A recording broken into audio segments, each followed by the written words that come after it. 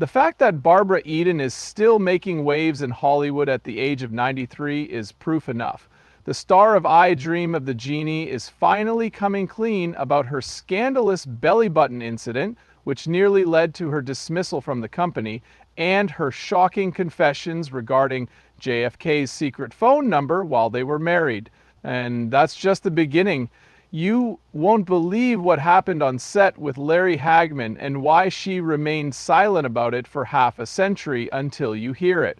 In Tucson, Arizona, on August 23, 1931, Barbara Eden's birth name was Barbara Gene Morehead.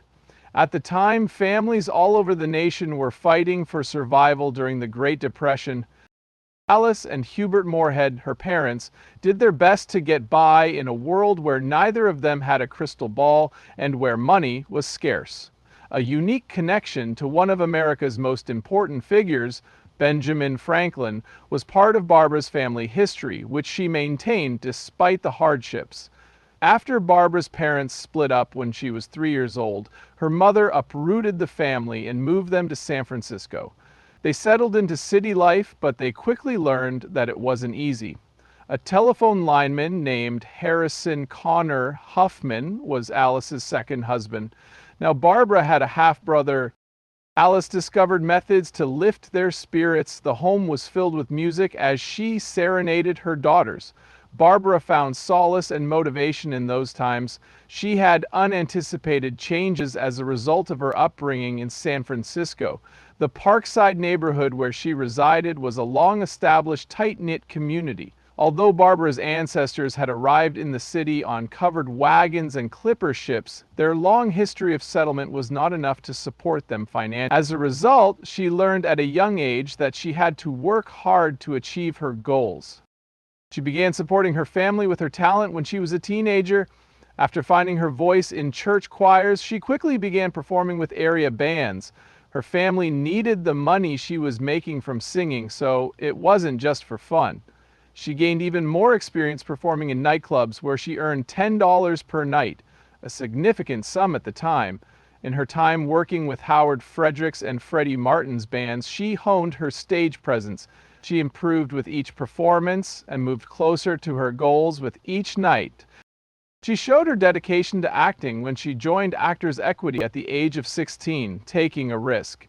She received her theatrical training at the prestigious Elizabeth Holloway School and her vocal training at the prestigious San Francisco Conservatory of Music. She completed her high school education at Abraham Lincoln in 1949. She enrolled in City College of San Francisco's theater program the following year to hone her skills and prepare for her professional breakthrough. Suddenly, she changed her identity to Barbara Huffman and entered a beauty pageant where she unexpectedly won Miss San Francisco. Even though she came up short in the Ms. California pageant, competing boosted her self-esteem. The attention she had been seeking had finally come after years of performing. There were baby steps on Barbara Eden's way to television. Her first major break came in 1955 when she made an appearance on Johnny Carson's show. Being featured on a variety show gave her the opportunity to be seen by millions during a time when television was still in its infancy. Eden showcased her acting chops in addition to her singing abilities. Producers' eyes landed on her because she possessed qualities that piqued the interest of viewers. She then landed a role that was more than just any acting gig, an appearance on I Love Lucy not long after. For any aspiring actress, the opportunity to collaborate with TV legend Lucille Ball would have been the stuff of dreams. Because of her impeccable comic timing, Ball was able to direct every aspect of her show. Even though Eden's part was minor, having the opportunity to learn from the best while sharing the screen with her catapulted her to stardom. The mother of Eden. Someone noticed Eden's talent early on and advised her to try acting instead of singing because her performances lacked emotional depth. After hearing this, Eden decided to attend the Elizabeth Halley School of Theater. Her training empowered her to tackle more challenging roles. Highway Patrol, Private Secretary, The Millionaire, and Perry Mason were among the popular shows where she began making guest appearances portraying various characters. She gained experience in acting through none of these roles, but they were all supporting ones. Because every director had their own unique style, every set presented its own unique set of problems. She picked up some useful skills whenever she was on camera. Her breakthrough came in 1957 when she joined the cast of the TV adaptation of the 1953 film How to Marry a Millionaire, which also featured Betty Grayle, Lauren Ball, and Marilyn Monroe. Three New York City girls who aspired to wed wealthy men were the protagonists of the show. Eden starred as one of the main characters in a comedic film. She made her series regular debut on the two-season show. Eden had to hone her comedic timing and reaction times for the fast-paced production. Despite her initial struggles, she soon learned to master the weekly scripts. Despite the short run of 52 episodes, she gained invaluable experience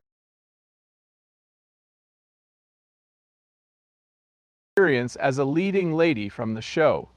For a more substantial part, she was prepared by 1960, The Flaming Star, a Western drama co-starring Elvis Presley, was her debut feature film role. This film featured a more serious plot than the majority of his previous works. Eden portrayed Rosalind Pierce, a woman entangled in the conflict, and Presley portrayed a man torn between his white family and his Korean heritage. With her superb performance, Eden elevated this film from a fluffy romance to an emotionally charged drama. Despite positive reviews, Elvis Presley's Flaming Star debuted at number 12 in box office receipts, showing that he was capable of more than simply singing. Presley received accolades for his acting. In Irwin Allen's science fiction adventure Voyage to the Bottom of the Sea, which he directed the following year, Eden portrayed Lieutenant Kathy Connor. In this action-packed, futuristic film, a submarine crew faces a worldwide catastrophe. With the rising popularity of science fiction, this film became Eden's highest grossing in the genre. Hollywood was still a tough nut to crack even with these achievements. Every audition was a battleground for dozens of other hopeful young actresses hoping to break through. To be noticed, Eden had to put in more effort, playing the role of the Genie in Sidney Sheldon's fantasy sitcom I Dream of Genie, which premiered on September 18, 1965, and ran for 5 seasons until May 26, 1970, had a profound impact on Eden's life in 1965.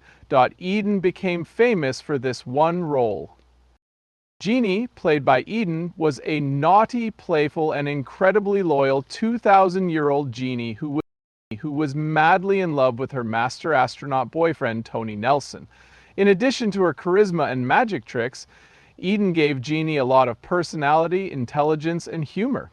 After casting Eden, the show's tone shifted from serious to light-hearted thanks to her comedic timing and the dynamic between her and Larry Hagman's Tony Nelson, played by Larry Hagman, which became the show's driving force.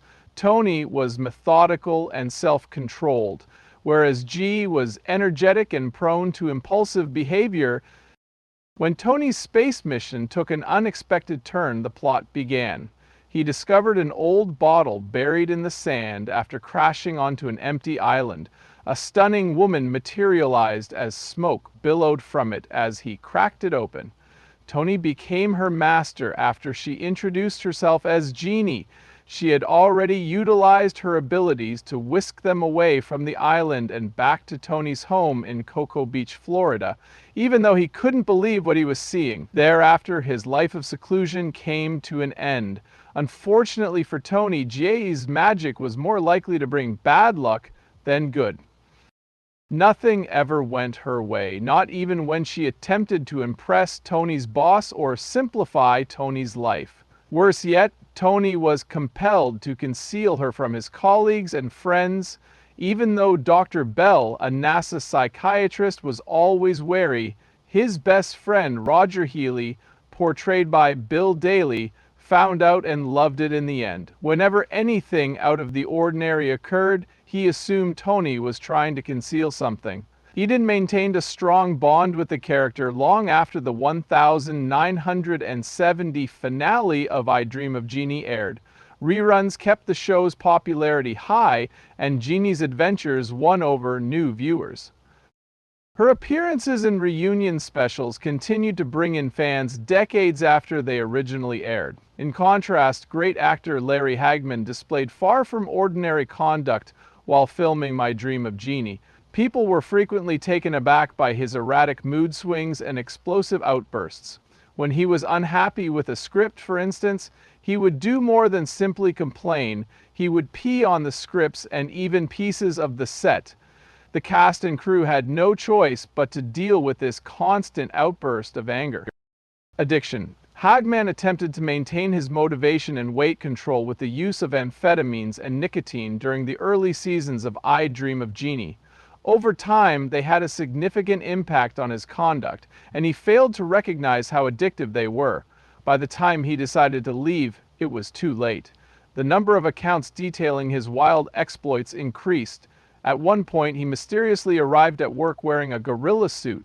At another point, a group of nuns strolled into one of his lowest points when he was yelling and wildly swinging an air conditioner, completely oblivious to their presence.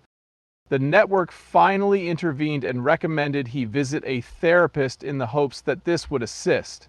The therapist's recommendation of LSD and marijuana didn't help him relax. On the contrary, they made his condition worse.